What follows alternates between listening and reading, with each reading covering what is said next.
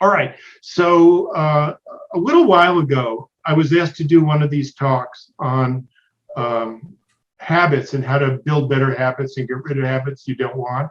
I thought I was terrible. I gave myself a grade of F minus. And there were two main reasons why. The first one was I talked too long. The second reason was it was really like a book report thing. Everybody had to read a book, and maybe that works in literature. I don't think it works in science. So this time when Shane said, would you want to do something fun and cool? I said, I will if I can make it fun and also make it interesting. So here's what I wanted to talk to you about.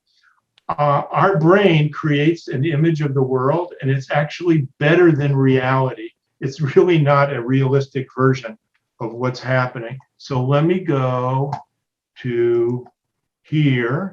And this is our ancestral home. I'm lying a little bit if you're an anthropology major. For the longest time, we've been pretty sure that our ancestors came from sub-Saharan Africa.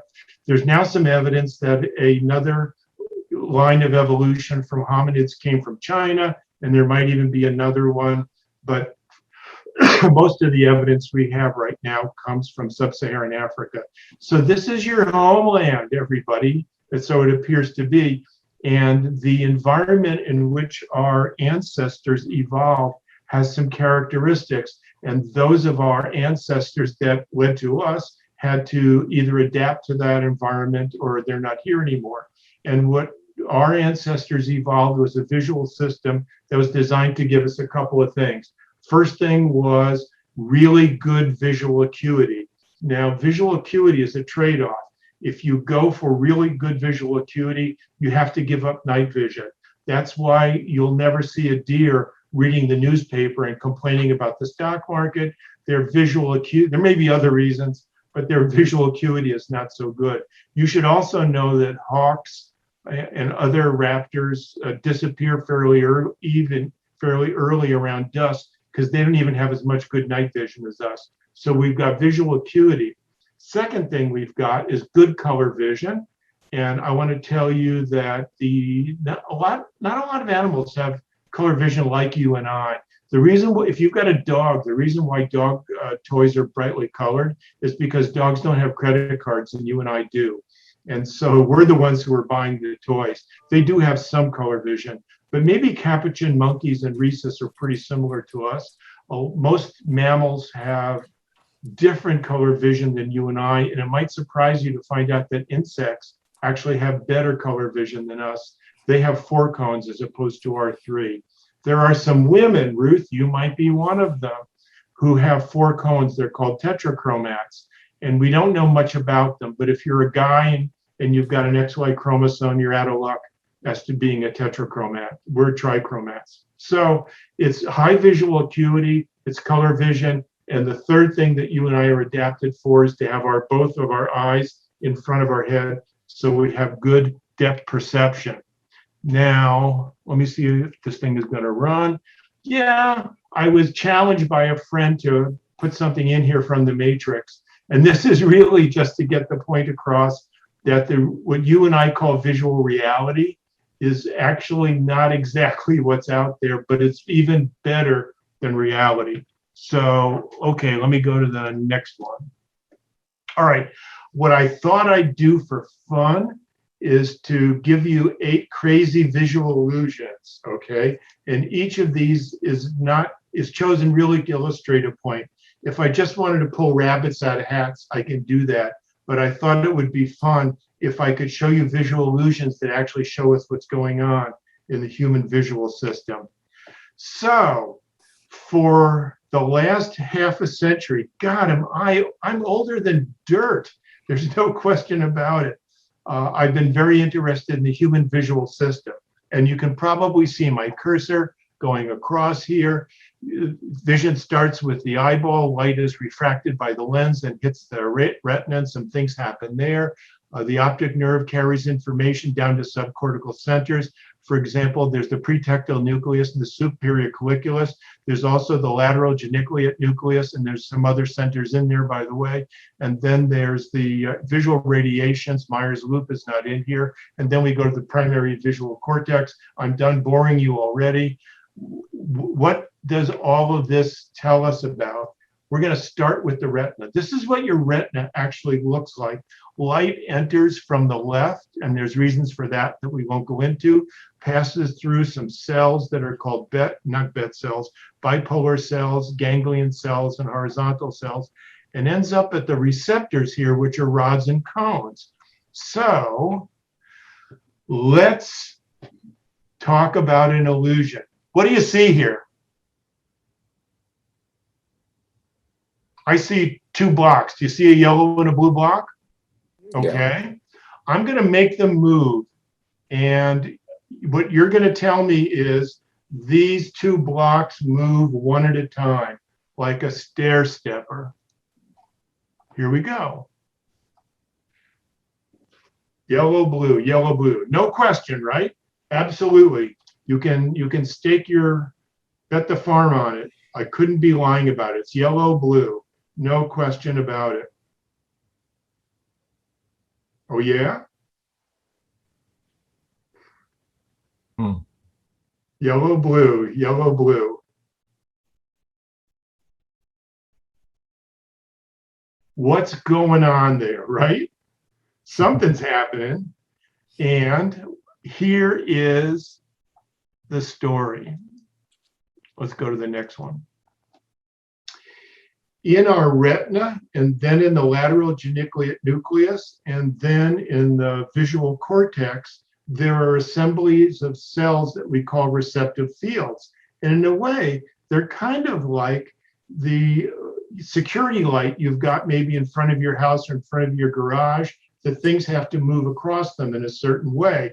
And if I can go back here for a moment, these receptive fields are being fooled when the yellow one is light, right? So when it comes up against the white band here, those receptive fields, they lose a cycle, kind of like in the Matrix, where the cat goes by 2 times. They lose a cycle, and so they fall behind.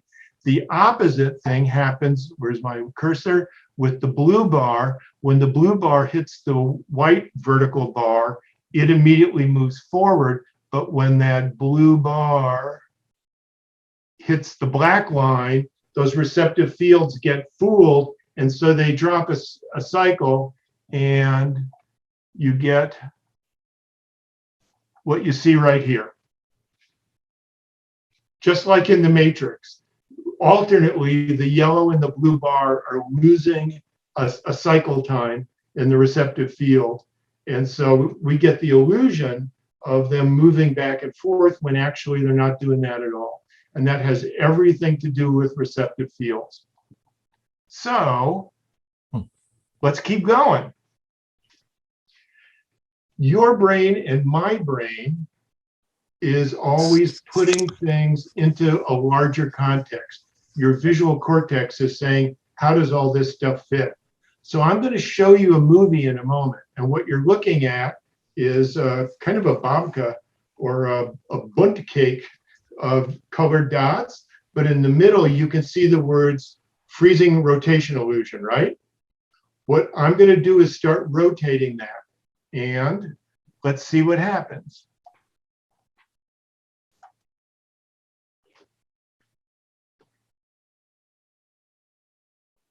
The words in the middle start and stop, don't they?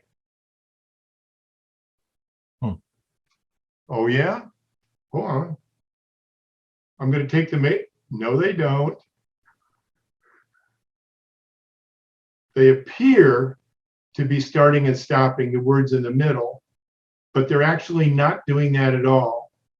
What's happening is your visual cortex is attaching the words to the larger cortex, the larger surround, and it just gets fooled.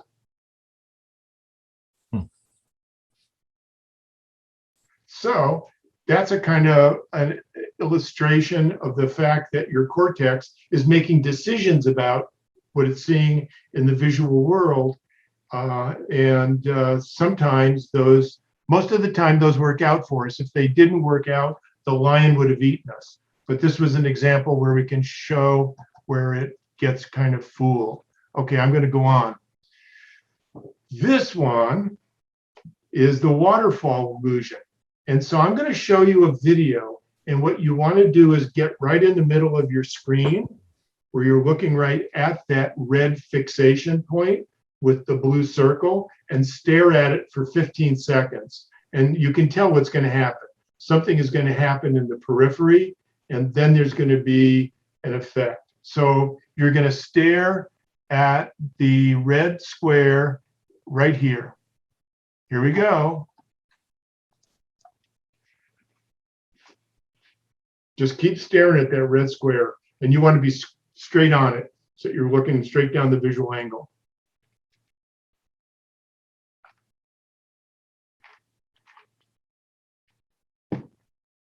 What did you see? The statue came forward.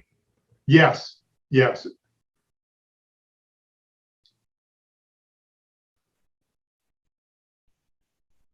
And it should do it one more time. After 15 seconds. I'll stop it there so you don't go crazy. So when you saw that, you said, I can't believe it's not Buddha.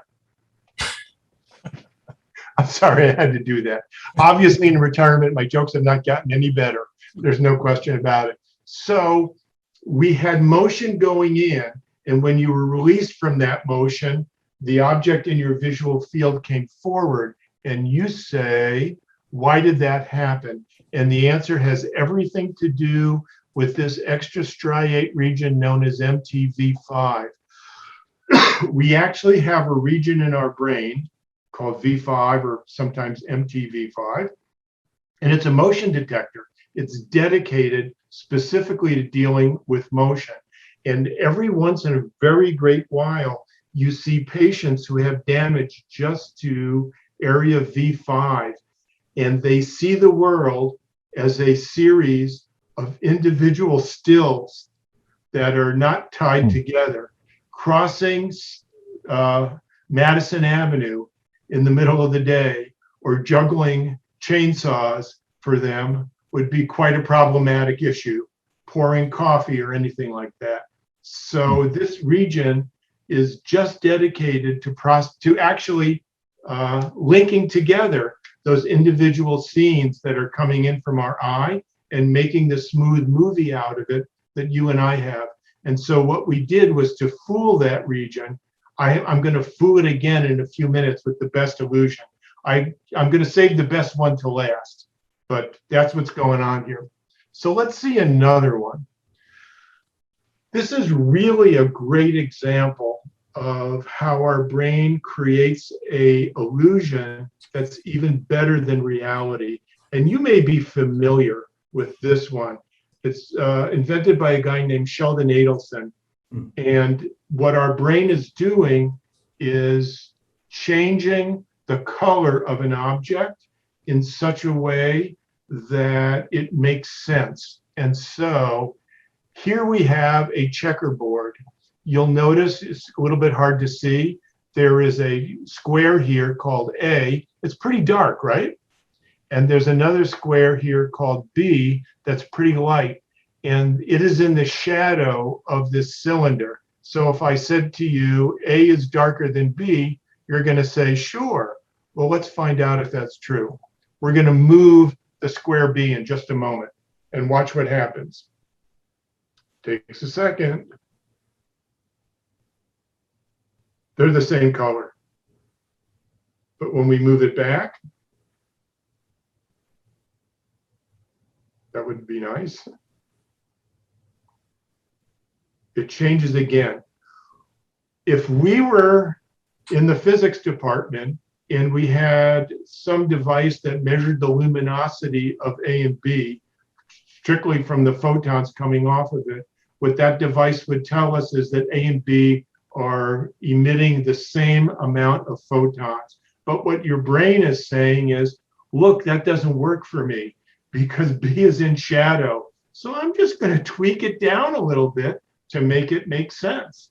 So it's really creating a reality that's better. It's an altered reality, but it's a better reality. And you might see this sometimes when you are maybe in a highway and you are in a ROFO or something like that, and you're gassing up, and you see cars go by, and there's not much light, all of those cars tend to look kind of a tan or beige, especially if it's pretty dark. Our cone vision just checks out and assigns something else to the color. So we're creating actually a better reality. All right, now this one's going to get you. This is where you're going to say I'm a liar. Those blue lines, they sure appear to slope down, don't they? This looks like the exit from Meadowlands Stadium or Raven Stadium or something like that. We got the nosebleed seats for the Ravens game, and now we're trying to get to our car, so we've got to walk down the ramp.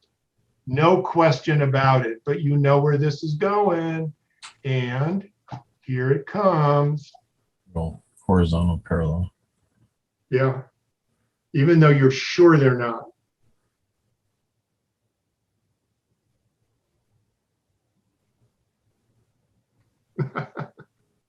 You go, wait a minute, wait a minute, wait a minute. What is he doing here? He's fooling me somehow. So let's talk about what's really going on. I'll stop it. A while ago, you and I were talking about receptive fields in the retina and the ganglia, in the lateral geniculate nucleus, and also in the cortex. You're already looking, you're getting to be pretty savvy right now, and you're already looking at small details. And you notice at the edge of some of these lines, there's these little features here, and some of them line up with the dark lines, and they are fooling the edge detectors in one way, and some of them are lined up to fool the edge detectors that are going in this direction. If you take these out, the illusion doesn't work anymore. So those little edge detectors that I told you about that are in your retina, LGN, and in the cortex, these are designed to fool them. And I think they do a pretty darn good job of it.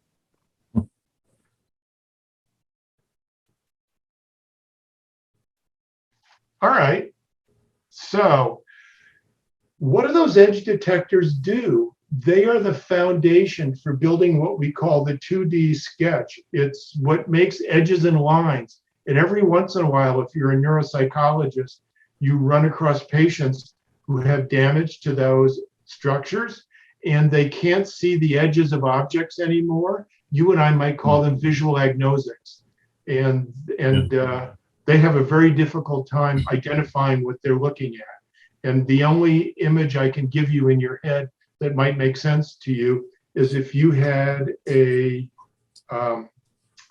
watercolor scene and you dipped it into water and pulled it up and all the edges were gone. That's pretty much what those people are seeing. You don't want to be a visual agnosic, by the way. Don't do that. And receptive fields. This is all pretty cool stuff that's going on in your visual cortex. So we're almost done. We've got two things left to do. Let's talk about color vision. And if you were to look at your retina, this is kind of what it looks like. You've got two different kinds of cells. We've got rods and we've got cones. Rods give us color vision. Cones give us motion detection from the side and also vision in low levels of illumination. If you've ever been with your friends, or maybe you were in Boy Scouts or Girl Scouts and you were camping outside and the scoutmaster tried to scare the orange juice out of you by telling you about ghost stories, and then you started to feel, wait a minute, I feel like there's stuff at the edge of the illumination, but when I look at them, look at that direction, I don't see anything. The answer is there probably are animals out there, but your cones require more light. Your rods are very good at detecting things coming at you from the side. The evolutionary perspective on that is pretty obvious. All right. What you're going to see now, I hope this works, is I'm going to rotate this color wheel, which we can all see is red and blue and green, because one of the ways in which our cones tell us what we're seeing in color is by the firing rate of those cells. I'm going to rotate it faster and faster. I tried to capture this in a video, and my capture wasn't fast enough, so I'm actually going to go to a friend's email web page, Michael Bach, and we'll see if we can see it there.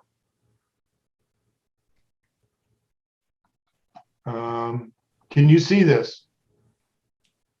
Only the URL. Oh, crap. Well, that's not going to work then. You're not seeing this, right?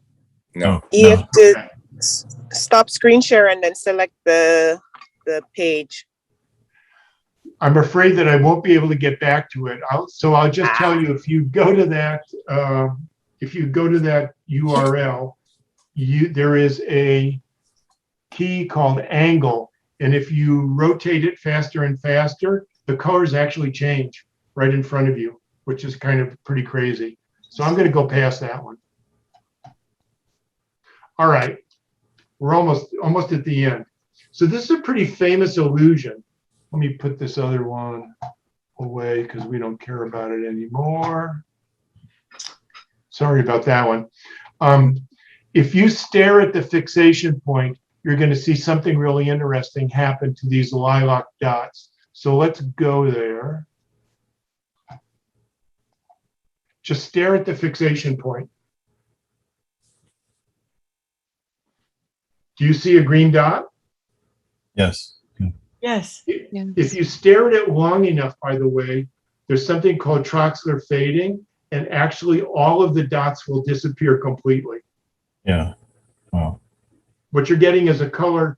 There's two kinds of color vision. There's the report from each of three kinds of cones, but then there's another process deeper in your brain called an opponent process. So what you're seeing first is a color after image, and if you stare really hard at that fixation point, all of those will go away. All right. I said I would be done in less than a half hour, and I'm going to meet that goal. This is my favorite illusion because it's powerful, because students, when I would do this in class, would tear their hair out to try to figure it out, and also because it tells us something really cool about the visual system. So you and I were talking about Arium MT V5 a while ago, that we've got this motion processor in our brain. We all have computers, and especially when computers weren't so powerful, there would be times where we had too many applications open at the same time, and your system would get slower and slower. So then you started shedding applications. Well, what would happen if we overloaded the visual processing chip in the brain? It's going to drop cycles. It's actually going to drop the things you're looking at. So what I'm going to ask you to do is first to notice what we have here. We have a red fixation point. We have these three yellow dots. And what we have here is a whole bunch of information that your visual system doesn't know what to do with. It has to process it. So it's going to start moving. And what that's going to do is to overload your visual processing chip, and it's going to start losing information. And if you stare at the red dot, what's going to happen to these if you stare at the red dot, the yellow dots are going to disappear. And there we go.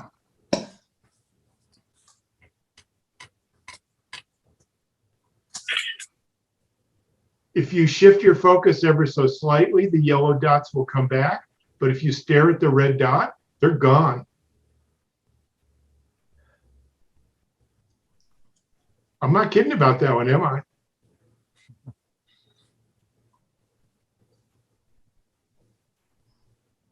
Are they disappearing for you? Yes. Yeah. Yeah. Yeah. So what we're doing there is we're overloading the visual processing chip that exists in MTV5. And you're basically becoming a person who has a visual processing deficit where you can no longer see motion. Now, where does this relate to the real world? Our kids, especially our daughter, I think, thought my wife and I were Amish with the things with our rules in the house. And one of the rules I always had was you can't have too much stuff hanging from your rearview mirror on your car. Young girls in high school, they want to have these bracelets and hanging stuff and what have you. And what I would say to her, what I would say to my students, by the way, is that that's just fine if you're driving on a sunny day. But if your visual world is really scary, you're driving at night, it's a hurricane, and you're really, I mean, what happens when we're doing that? When things get really tough in the car, what do we say? We turn the radio off. We turn to the kids who might be in the back seat and say, if you don't shut up, I'm going to kill you. What we're trying to do is reduce the amount of the information on the channel coming in so we can deal with what's in front of us. If you've got stuff hanging from your mirror, your brain isn't really able to say, oh, that's not important. I'll just reject the hanging brony or whatever it might be. It's going to attend to it, and it's actually going to take some of your visual processing away. So I would always say to our daughter, you can't have stuff hanging from the rearview mirror as long as you live at home. That's the rule. She probably put it on as soon as she left the driveway, by the way, but that's okay. So it's all happening in area MTV5. And what we were doing was overloading it with the blue squares, and that caused those stationary objects, which would be second level, to simply disappear. Well, that's everything I've got to say. It's really fun to chat with alums. I keep in touch with a fair amount of you on Facebook, which is fun. I'd like to encourage you to please keep in contact with your local alumni group. The college wants to hear what you have to think about things, and so please stay involved. And so I'm done if you're done, but if you have questions about the most important and pressing matters, like is Procolino still there? Yes, it is. Is the Bluebird still there? Yes, it absolutely is. And of course, is Pip's Liquors still in business? Yes, they are. But they've moved to the second shopping. They moved to Redner's, which is where the A&P, I guess, used to be years ago. I'm happy to answer any questions about anything you got. Otherwise, I'm good. It was nice to meet. Yeah, nice to talk to you. Oh wait, who has collection? I can't see this. Oh. I hear someone thinking.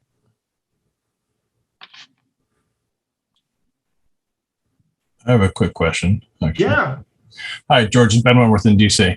I'm curious what you think, what you've read about in research about the colors of like red, green color blindness and why red and green were chosen for traffic signals and how people perceive the red for stop and green for go. Is there anything else you could elaborate about why those two colors were chosen first for traffic lights? I have absolutely no idea on that. That's kind of interesting. I mean, red is kind of has a connotation of something bad is going on. Oh, okay. Thank you. I was curious if that had anything to do with the red-green perceptions of the visual cortex in any way. No, not at all. But I can tell you, starting about 30 years ago, there was a national standard because there were people who were red-green colorblind. Exactly. Yeah. That red always, it used to be you could have red at the top or green at the top or whatever you wanted. And the Fed said some years ago, because there were a significant number of people who were red-green colorblind, we're going to have, I think it's red is always on the left and green is always on the top, and we're always going to do it that way. And for states who said we're not going to do that, the Fed said, okay, but you'll never get another dollar of matching funds for your highways. Okay, they said, let's do it that way. So you can be colorblind, completely achromatic, and you just look at the positions. Exactly. Good enough. Thank you. Maybe red is scary because it's fire. Perhaps, yeah. Mm. It has nothing to do with Christmas, obviously. Yeah. Okay. Yeah, that's true too. Thanks. Thank you very much, George. Great to hear from you. Sure. Anybody else got questions? I can't.